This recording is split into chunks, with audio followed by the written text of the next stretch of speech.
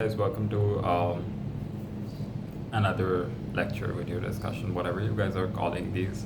In the series, we're trying to understand the interpretation of dreams in a way that we're able to use it as an apparatus to understand literary works better, as well as to be able to produce good literary works. Now, we're going to start with the scientific literature of dream problems. When we talk about scientific literature of dream problems, also keep in mind or understand at the same point that these are all hypotheses. Nothing is actually proven. These are viewpoints by different philosophers that have constructed or that have constituted to the construction of the interpretation of dreams by Freud. The first thing that Freud establishes in this piece of work is the fact that dreams are actually not God-sent or divine, but he argues that they are part of our human conscience. Because certain philosophers, not certain actually, I can also name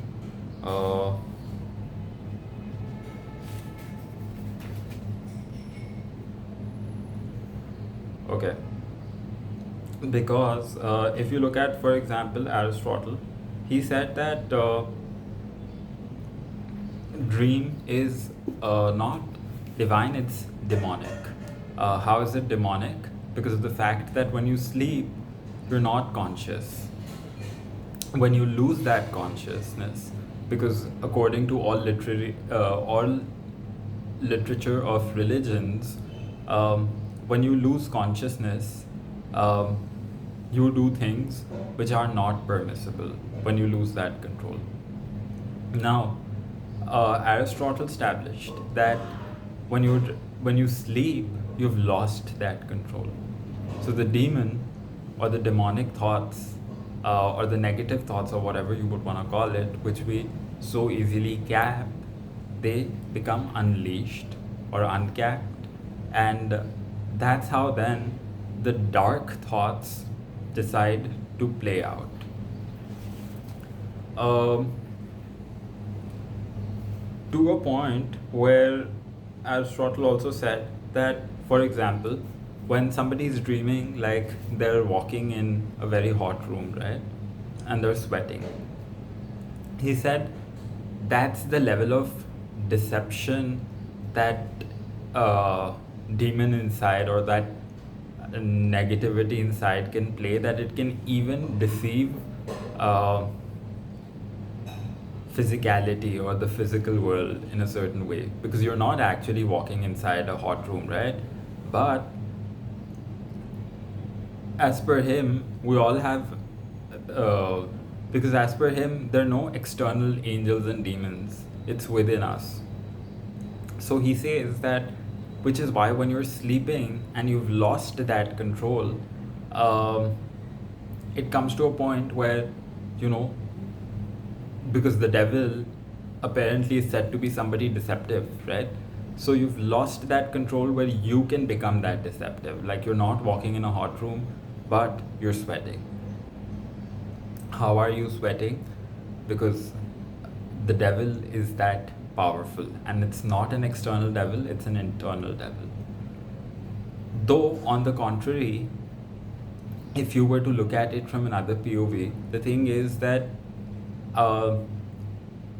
he establishes already that there is no external angel or demon, right? Now I'm also giving you another perspective to this treasured piece of work.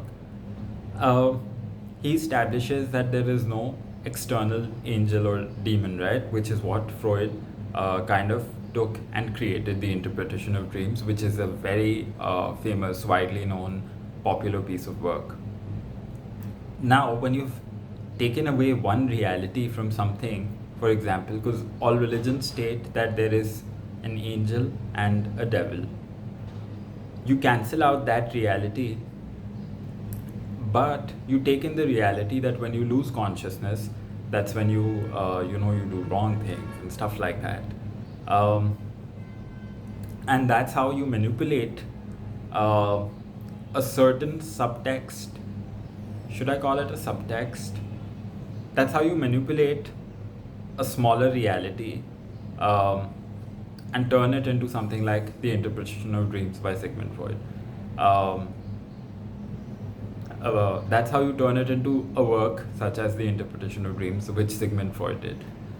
Because either you would say that no, what all has been written in religious texts, because religious texts do talk about the fact that dreams hold significance.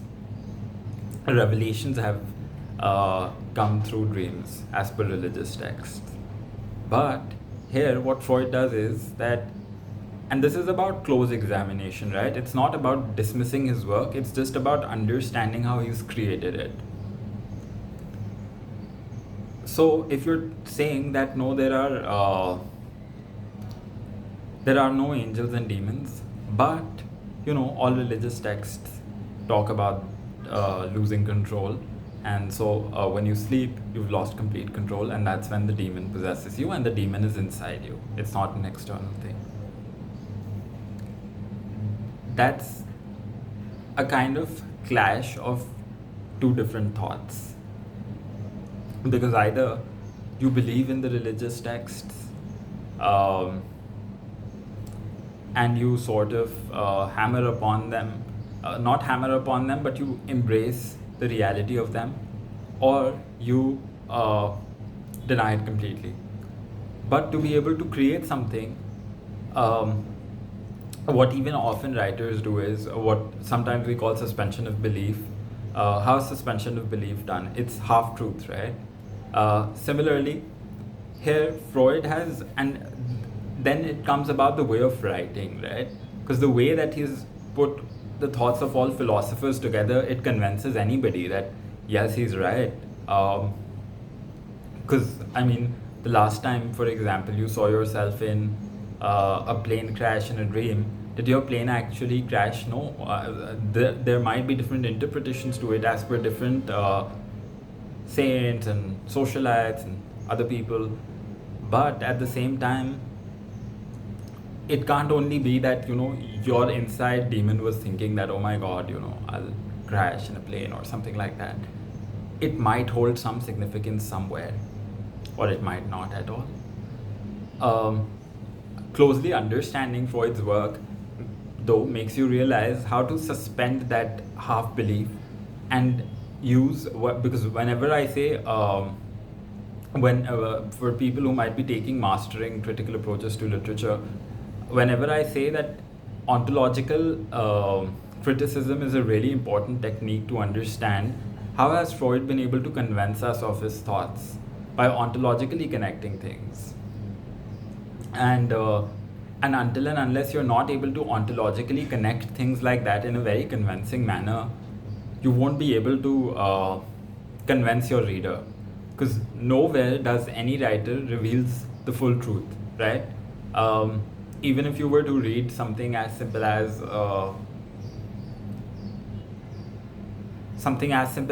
Lion, okay, by Saru Bareilly, which is his real story.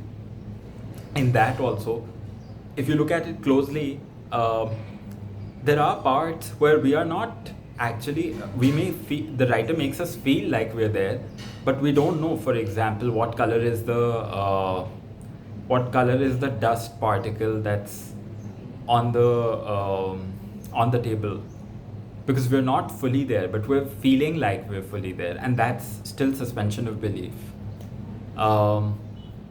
I hope this made sense, and I hope that this course really works out well for everyone taking this course, because I personally feel like understanding interpretation of dreams properly can help you not just with your own writing techniques, but also be able to use it as an apparatus, as I said in the beginning, to be able to view other works. Because what Freud wrote, which might just be a hypothesis, is widely considered as something very significant. So basically, it was perhaps his not just his writing style, but the ability to think thoughts and present them in a way that it convinces the world. That's about it for this video. If you like the video, don't forget to give me a thumbs up, guys. And subscribing to the channel would mean a lot because I'm just starting out.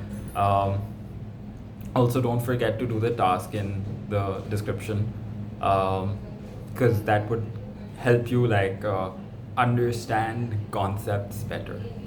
That's about it. See you guys in another one.